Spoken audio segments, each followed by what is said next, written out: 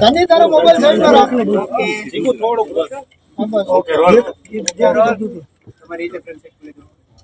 અતિશય કરુણ અને દુઃખદ ઘટના આજે ખાસ કરીને અત્યારે કોંગ્રેસ પક્ષ વતી ટીમ સાથે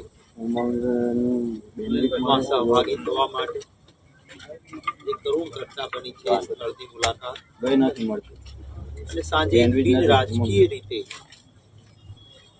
દીપ પ્રાગટ્ય કરીને રેસકોર્સ રોડ ઉપર સરદાર વલ્લભભાઈ પટેલની જ્યાં પ્રતિમા છે એ સરદાર સાહેબની પ્રતિમા પાસે દીપ પ્રાગટ્ય કરીને શ્રદ્ધા સુમન સમર્પિત કરવા માટે ખાસ આજે અત્યારે અમે જ્યાં કાઠમાળ પાસે હતા ત્યાંથી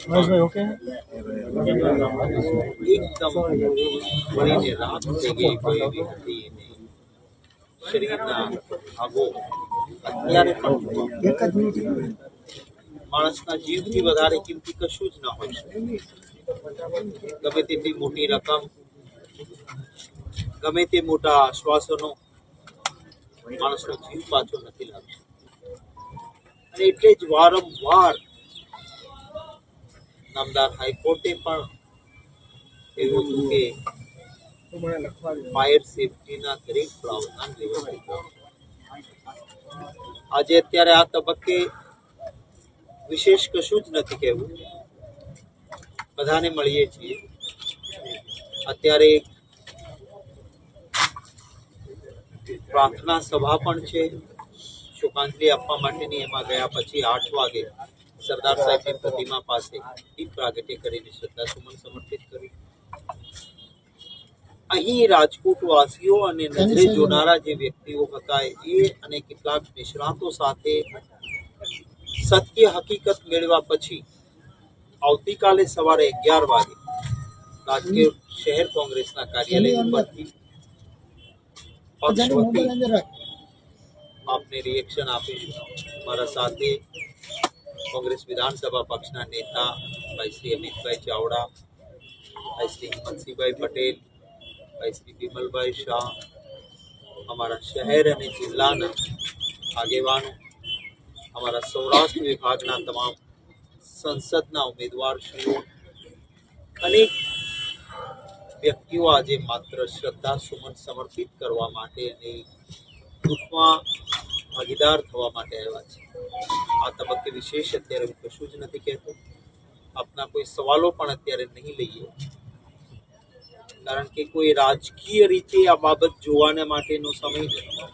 સત્ય હકીકત બધા જ પાસેથી મેળવ્યા પછી એક જવાબદાર રચનાત્મક વિરોધ પક્ષ તરીકે જે ઘટના છે એ ઘટનામાં જવાબદારો સામે શું પગલાં લેવા જોઈએ, ક્યાં ક્ષતિ રહી છે એના સૂચનો પણ કરીશું. ભૂતકાળમાં પણ આવી અનેક ઘટનાઓ બની છે અને એમાંથી પણ બોધપાઠ નથી લીધો એની પણ વાત કરીશું. અને આગામી દિવસોમાં શું થવું જોઈએ એની ચર્ચા પણ આવતીકાલે સવારે 11 વાગે પ્રેસ કોન્ફરન્સમાં કરીશું. અત્યારે માત્ર અહીં દુઃખમાં ભાગીદાર થવા અને આપણે શ્રદ્ધા સુમન સમર્પિત કરવા માટે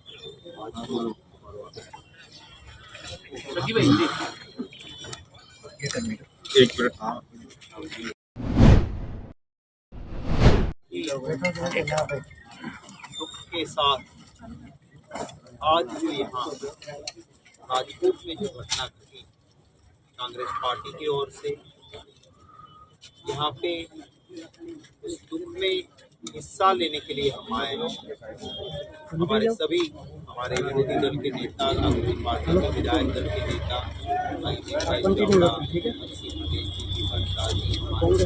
के सभी नेता, आज हमने जहाँ ये हादसा हुआ वहाँ पे विजिट की और आज रात 8 बजे जिन्होंने जान गंवाई है उनको श्रद्धा सुमन समर्पित करने के लिए रेस कोर्स पे सरदार वल्लभभाई की प्रतिमा के पास प्रार्थना सभा भी रखी गई. कल हम 11 बजे प्रेस और मीडिया को संबोधित करेंगे. आज जो हम सब मिलकर जो सच्चाई है, हम कोई ऐसे ही राजनीतिक आरोप लगाने के लिए बातें नहीं करना चाहते, पर जो सच्चाई है यही है कि सिटी के अंदर स्मार्ट सिटी की बात करते हैं, वहाँ ना कोई फायर सेफ्टी के प्रावधान, ना कोई स्वच्छता पहले से ही प्रिकॉशनरी एक्शन की वजह से। आज जब यहाँ हादसे की जगह पे डेड बॉडी की खाक हो गई हड्डी और मैंने आप समझ सकते हैं कि कितनी दुखदाई ये घटना है। यहाँ इसमें हिस्सा लेने के कल हम संबोधित जरूर करेंगे। जो भी हमारे पास रिपोर्ट आएगी, राजकोट में जो चश्मदीद गवाह जिन्होंने भुगता है, जिसने परिवार के सदस्य गंवाए हैं, या जो इसमें से भगवान की कृपा से बच के निकले हैं, उनसे बात करने के बाद पहले भी ऐसे जो हादसे हुए उनकी बात भी सबक नहीं लिया है सरकार ने, उन बातों को लेकर कल हम 11 बजे शहर कांग्रेस कमेटी की दफ्तर है हमारा, वहाँ से प्रेस को संबोधित करेंगे। आज हम इसके ऊपर कोई ज़्यादा टिप्पणी नहीं करेंगे। દિવંગતોને આજ શ્રદ્ધાંજલિ પાઠવી છે, કેન્ડલ માર્ચ યોજવામાં આવી છે, શું કહેવું છે પહેલા તો? રાજકોટની આ ઘટના એ અતિશય દુઃખદ ઘટના છે